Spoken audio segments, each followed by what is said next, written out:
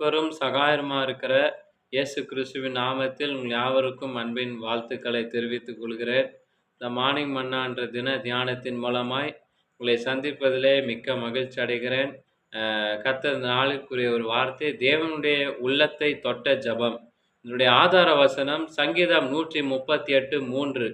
நான் கூப்பிட்ட நாளிலே எனக்கு மறு உத்தரவு அருளி என் ஆத்துமாவிலே பெலன் தந்து என்னை தைரியப்படுத்தினீர். வேதத்துல குறிப்பிடப்பட்டுள்ள முதல் ஒரு பெண் ஜெபித்த ஜெபம் யார் தெரியுமா? அன்னாளுடைய ஜெபம் தான்.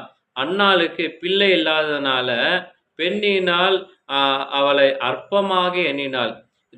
இதனால அன்னாள் ரொம்ப வேதனைப்பட்டு நம்பிக்கை இழக்கும் சூழ்நிலைக்கு அன்னாள் தள்ளப்பட்டால்.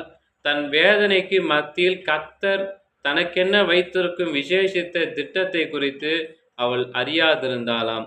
அன்னாளின் வாழ்வில் ஒரு பெரிய மாற்றத்தை கொண்டு வந்த இந்த ஜெபம் தான் வேதத்தில் மிக விசேஷமா இருக்கிறது.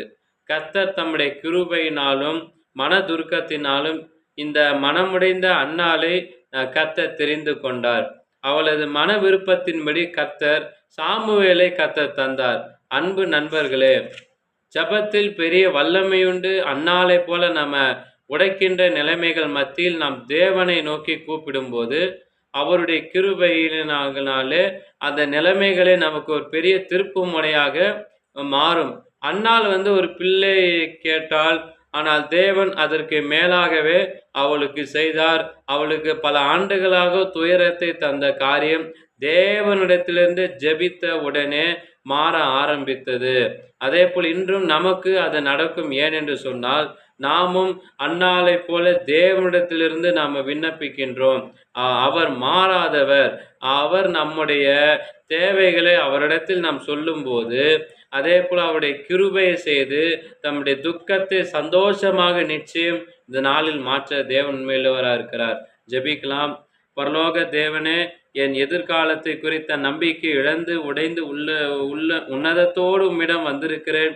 என்னை உமது இரக்கத்தால் மீட்டெடுத்து உம்முடைய நன்மைகளை தாரும். என் வாழ்நாள் முழுவதும் அவற்றை மற்றவர்களுக்கு அறிவிக்க கிருபையை தாரும். ஆமேன்.